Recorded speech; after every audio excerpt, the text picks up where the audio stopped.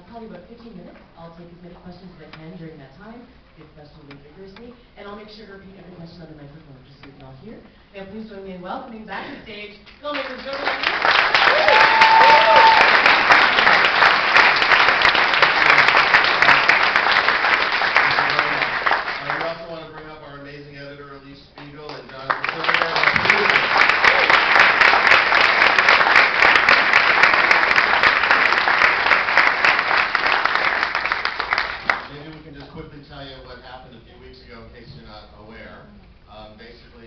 We were actually sitting in the mixing studio, putting the final touches on this film, finished film for Toronto, when we got the call that in a few days these guys would, we weren't told specifically they were getting out, but it was hinted at, it would be life-changing, so we assumed they would be getting out.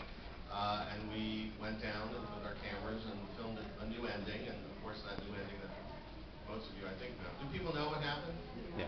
No? Well, basically, the state, feeling the pressure of both the HBO broadcast coming up and the mounting chorus of voices of reason, they quickly, this thing dragged out for 18 years, but in about 6 or 7 days, they quickly negotiated a thing called an Alford plea, and that is a rarely deployed legal maneuver.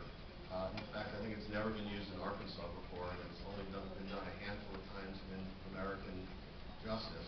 An Alford plea is where you basically plead to lesser charges, so the charges were reduced from capital murder to first-degree murder, and in exchange for that Alford guilty plea, you are sentenced to time served. But in making your pleading, you also are allowed to maintain your innocence and profess your innocence. So these guys still maintain that they're innocent.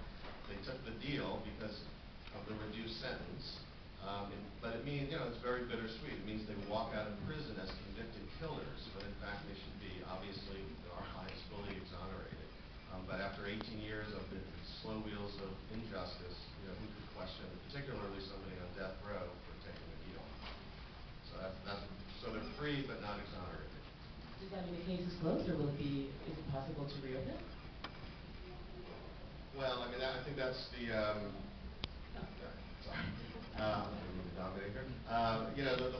that's what, when we say it's bittersweet, that's one of the great ironies. Officially speaking, Arkansas says, we think these guys are still the killers, which means they are not, in their minds, the case is closed, and the real killer, walks free. That's one of the many ironies. In fact, when we were on the plane ride going down, we were thinking, we actually thought they were just getting out of prison, is what our feeling was. And so when we actually learned what went down, it changed our feelings. But as we were flying down, we were thinking, oh no, Purgatory, we can't have that title of this film. But in fact, it's the perfect title because these guys are walking out of prison, falsely convicted still, and the real killer has gotten away with, or killers has gotten away with murder. First, I want to say congratulations, because if the objective of making a documentary is to shine a light on an injustice or to, bring attention to a wrong, then you succeeded. But what I'm more interested in at this point is your mental state throughout these last nearly 2 decades. It's hard enough for somebody like me who's sitting at home watching the first 2 online, and I'm banging my head against a wall or whatever's nearby because it's so frustrating. Maybe describe what the process is like for you as filmmakers, as documentary filmers, and how many dents do you have in your head? How did you deal with the injustice that you perceived to be happening here? Well, what's actually kind of unique is that HBO and Sheila Nevins gave us an article that was in the New York Times, which was a small wire service piece from the Commercial Appeal in Memphis. So we thought we were going down there to make a film about 3 teenagers who actually killed, and that's what we thought we were doing. When we got down, I kind of,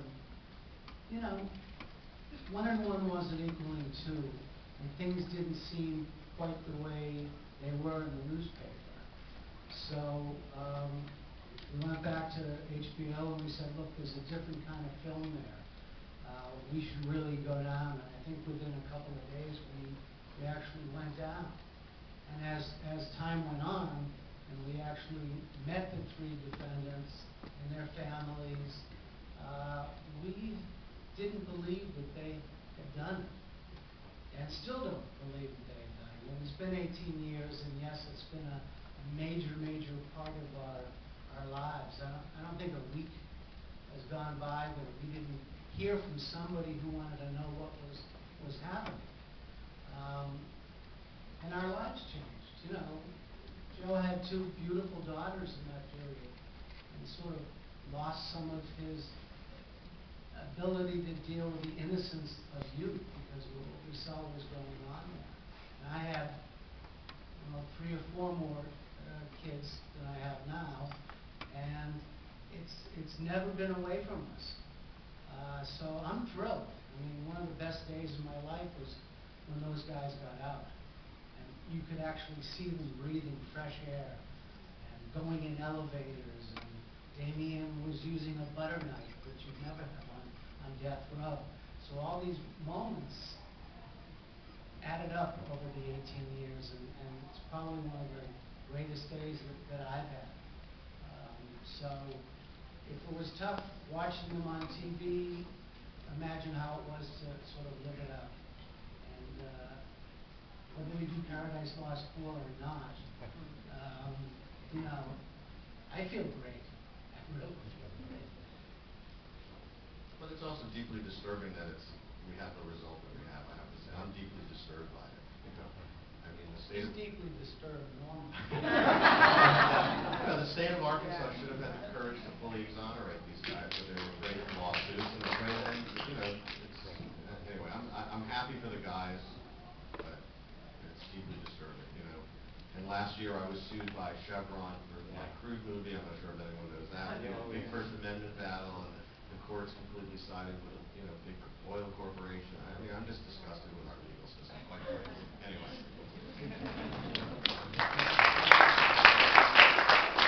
Man in a black short sleeve shirt. Here? Oh, thanks. Thank you both. You've done a really, really great thing. I think Dave said that, there is someone who holds your life. That's a fabulous thing. They're great movies. I think I've watched them years apart, and so it's over kind of 10 or 15 years I've watched them. I remember signing the postcard that came with the video, and I had to get it sent to Ireland, and signing it and sending it back and everything. But watching this today and watching parts of the old movie, it's like America has changed dramatically and hasn't changed at all. Like, it felt like the old movies I was watching Twin Peaks, and the music sounded like the X-Files. But now we all sit around watching CSI, and we consider ourselves friends of experts. Do you get a sense of how much the country has changed at grassroots, but how at the very top it hasn't changed at all? I guess, do you feel that now that everybody has such exposure to the criminal justice system through the media, do you feel like the country might have grown at grassroots at a higher rate of speed than it has at the top of the legal pyramid? I'm not even sure I totally understand the question, so the answer may not be what you're looking for, per se. But first of all, I want to say, thank you for the compliment. But this thing wouldn't have happened if it wasn't for the 10,000 acts, big and small, of little people and celebrities. And it's not just the celebrity involvement. I mean, you saw those postcards. I mean, a lot of that money was raised by people, sending in $5. And this case for me, whether the country has changed or not, it's hard to say. But for me, this film and this experience has shown me the absolute worst of people and the absolute best of people. I mean, we're filmmakers, and yes, we should get a lot of credit, I guess. But HBO paid us to make films, and we benefited from it. The real heroes are people like the WM3.org people who selflessly created a website, and people who just have dedicated themselves to this thing, and that's the great side of people. And the shitty side of people is just this, in the growing face of just the obviousness of the wrongness, just digging in your positions and dragging this. I mean, the whole DNA action was dragged out for 6 years. We left. We didn't get into detail in the film, but they argued for a year, can they do it? Argued for 2 years, how they're going to do it, where they're going to do it. And it takes 6 years. Meanwhile, but in 6 days they can negotiate this Alford plea when people's jobs are, potentially on the line. It's crazy. In terms of how the country has changed, I'm probably going to answer it a little differently. The amazing thing to me about about the first film, which kicked everything off, is I don't think Paradise Lost could ever be made today for so many different reasons. There was a naivete and an ability to stick our camera everywhere that all of these people deeply regret, and that was before the 24-hour news cycle, it was before court TV really started. Well, not the, I'm talking about the bad side, the bad guys. So I don't think this film actually could have been made today. And also, because of the ubiquity of the internet and our desire to have these kind of salacious stories, if this crime happened today, there'd be 55 satellite news trucks, Hollywood agents, people would have media handlers, and we just never would have gotten the access. So the film really was made at the end of an era that if it was 5 years later, forget about it. This film wouldn't have been, the first film wouldn't have been made. And the other thing about timing that fascinates me is that, we had the first film was so hard to edit. I mean, Bruce and I slaved over the old-fashioned way over a Steam Deck, and it took a long time to edit. We had a lot of footage, and it took us 2 years to edit this movie. And TV schedules today are such that HBO probably wouldn't give us 2 years to edit the first film, and the 2-year delay resulted in the film coming out just when the internet was kind of exploding as a, not social media as we need it today, but the internet was kind of just starting to be used as a social media vehicle where people of like-minded